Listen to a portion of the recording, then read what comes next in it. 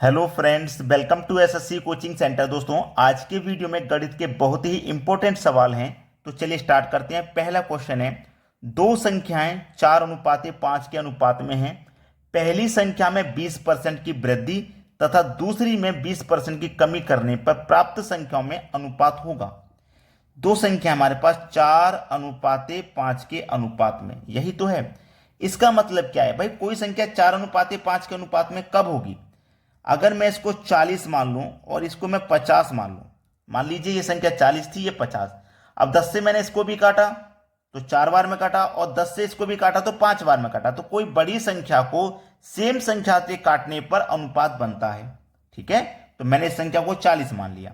अब मान लीजिए ये मेरी जो पहली संख्या है, ये पहली संख्या है और ये दूसरी संख्या है, इन्हीं का तो अनुपात है, पहली और दूसरी का। मैं मान लेता हूं मेरे पास पहली संख्या 40 थी। ठीक है, 40 थी। अब 40 में क्या हुआ? 20% की वृद्धि। तो संख्या जो है वो अपने आप में 100% होती है और उस पर 20% की वृद्धि हो जाएगी, मतलब 120%। और परसेंट का मतलब क्या होता है? बट्टे में 100। तो जीरो से ये जीरो गया, ये जीरो से ये जो 12 चौके 48 हो जाएगा, है ना। और दूसरी संख्या मेरी कितनी है भैया? 50। इसका भी मैं निकालूंगा। दूसरी संख्या पर 20% की कमी हो रही है। अब कमी का मतलब क्या है? 100 में से कम कर देना। तो 100 में से 20 कम कर दूंगा तो 80 बचेगा, यानी कि 80%। परसेंट का मतलब बटे में 100। दो जीरो से कट जाएंगे, दो जीरो। 8 का 5 से मल्टीप्लाई करो, कितना हो जाएगा? 40। तो प्राप्त संख्याओं में अनुपात क्या होगा? प्राप्त संख्या में तो पहली संख्या का मेरा मान कितना निकल के आया भैया? 48। और दूसरी का निकल के आया 40। अब देखो ये कौन सी सेम संख्या से कट सकती हैं, उससे हमें कटा देना है। ठीक है, सेम संख्या से कट जाएंगी तो कटा देंगे। 6 से कटेगी क्या? नहीं कटेगी। 7 से, 5 से, किस संख्या से कट रही है वही तो हमें देखना है भाई। ये हमारी किस संख्या से कट रही है उससे देखना है। 8 उपंजे 40, 8 छिंग 48, 6 से 8 से कट रही है तो 6:5 में हो जाएंगी ये संख्या। देखो किस ऑप्शन में है? डी ऑप्शन में। सवाल खत्म हो जाएगा यहीं पे। अच्छा सवाल था। अब देखेंगे अगला प्रश्न। अगला प्रश्न है, राम श्याम से 20 वर्ष छोटा है। दो व्यक्ति हैं, देखिए राम और श्याम। जो राम है वो श्याम से 20 वर्ष छोटा है।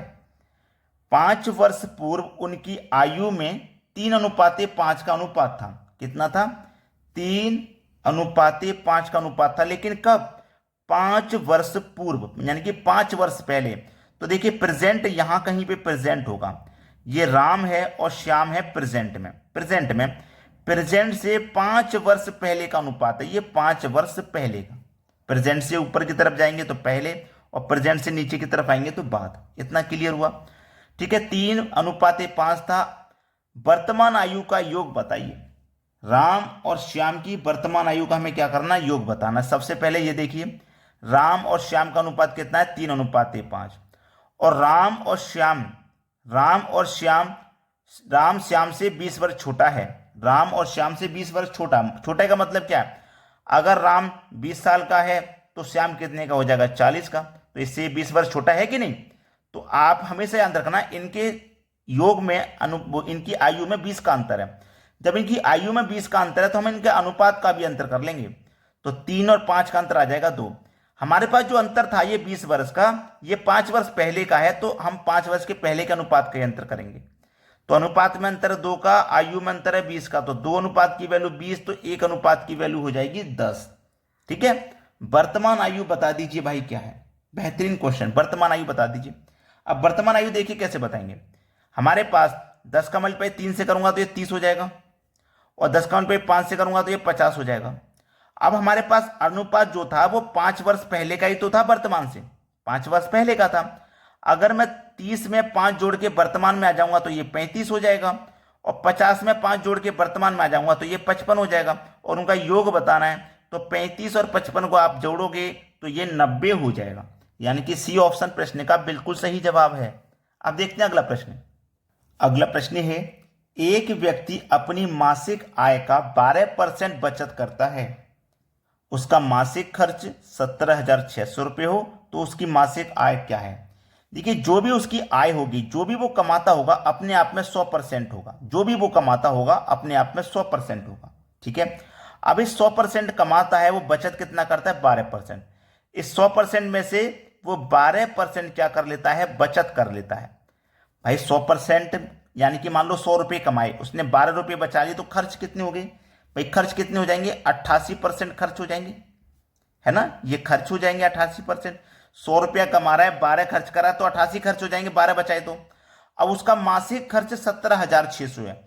देखो उसका जो अनुपात में खर्च है, परसेंट में जो खर्च है वो 88% है, और रुपए में है आपका 17,600, तो 88 की वैल्यू 17,600 के बराबर हो जाएगी। आपसे आय पूछी यानी कि 100% का मान कैसे निकालेंगे, देखो 88% का मान 17,600 है, तो 100% का मान कैसे निकालेंगे, 17,600 में 88 से डिवाइड कर देंगे, और 100% का मान निकालने के लिए 100 से मल्टीप्लाई।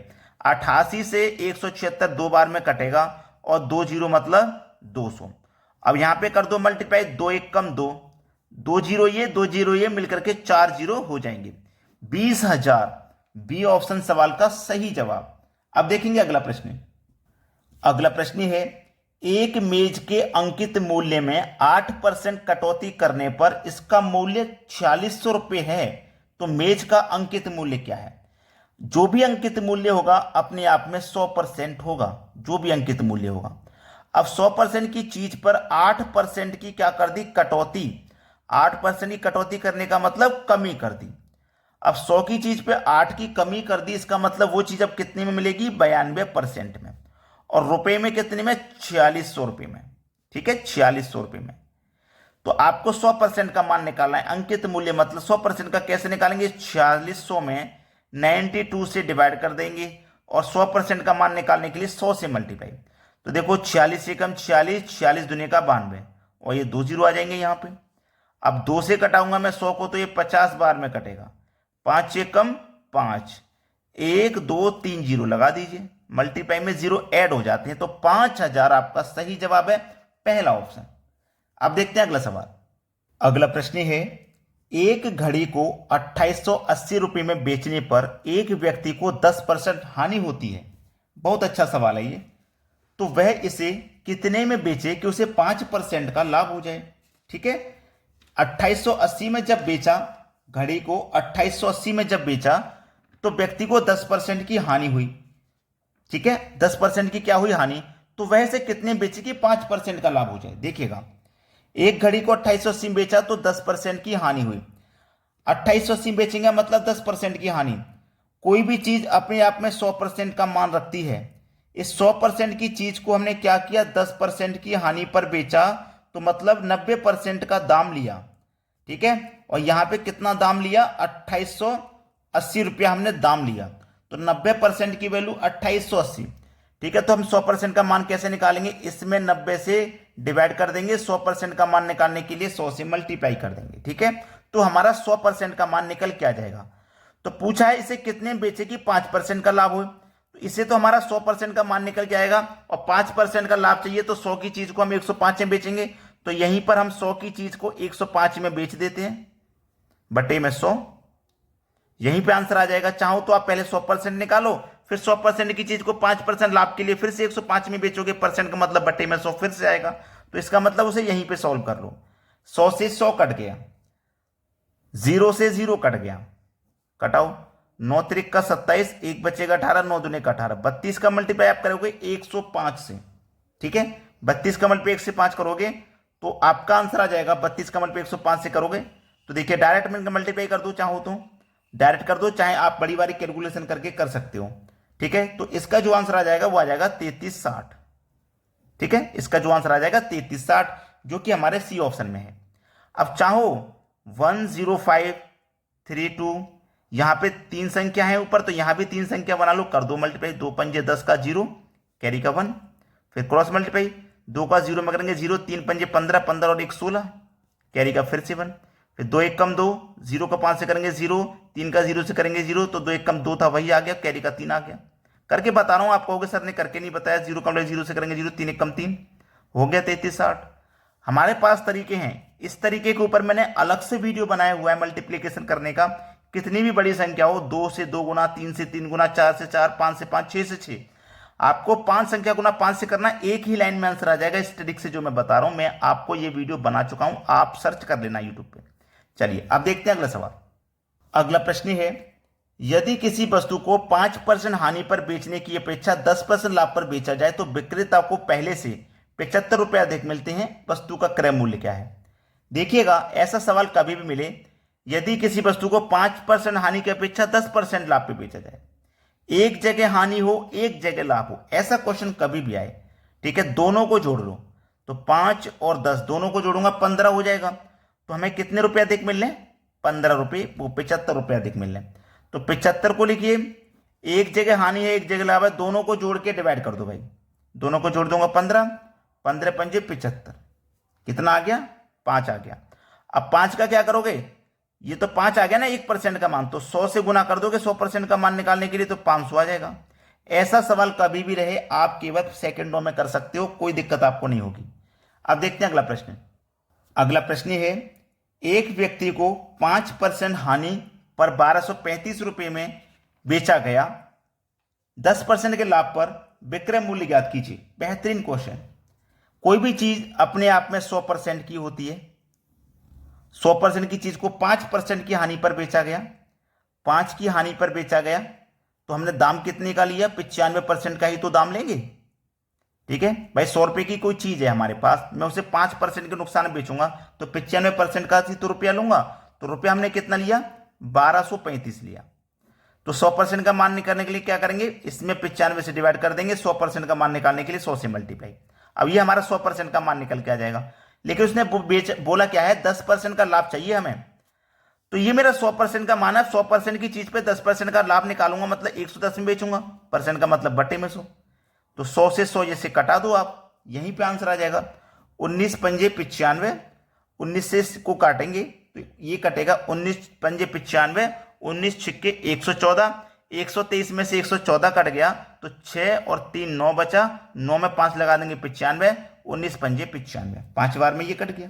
और 5 से अगर मैं 65 को कटाऊंगा तो 13 बार में कट जाएगा। 13 का मल्टीप्लाई 110 से कर दो बस। देखो ये 0 से मल्टीप्लाई करेंगे तो 0 हो जाएगा। 13 कम 13 का 3 कैरी का 1, 13 कम 13 और कैरी का 1 14, 1430 आपके सवाल का सही जवाब है। देखो किस ऑप्शन में मिलेगा? सी ऑप्शन में मिल जाएगा, ये बिल्कुल सही जवाब। अब देखेंगे अगला प्रश्न। अगला प्रश्न है, दो संख्याओं के HCF 6 तथा LCM 108 है। यदि एक संख्या 12 है तो दूसरी संख्या ज्ञात कीजिए। इसके लिए फॉर्मूला होता है पहली संख्या गुने दूसरी संख्या बराबर LCM इंटू HCF। ये फॉर्मूला आप नोट कर लेना, HCF, ये फॉर्मूला आप नोट कर लोगे तो इन प्रश्नों को आप चुटकियों में उड़ा दोगे, ठीक है। बेहतरीन सवाल। पहली संख्या 12 है, दूसरी संख्या नहीं पता क्या है, दूसरी संख्या निकालनी है। LCM 108 है और HCF 6 है। देखो 6 से 12 कट जाएगा 2 बार में और 2 से 108 कट जाएगा आपका 54 बार में। तो दूसरी संख्या क्या निकल के आ गई आपकी? 54। सवाल खत्म। कितना टाइम लगने वाला है? अगर तरीका आपको पता है तो बिल्कुल भी समय नहीं लगेगा। बी ऑप्शन सही जवाब है। अगर आपने वीडियो को अभी तक लाइक नहीं किया तो लाइक कर दें, शेयर नहीं किया तो भैया शेयर कर दें। ठीक है दोस्तों, धन्यवाद।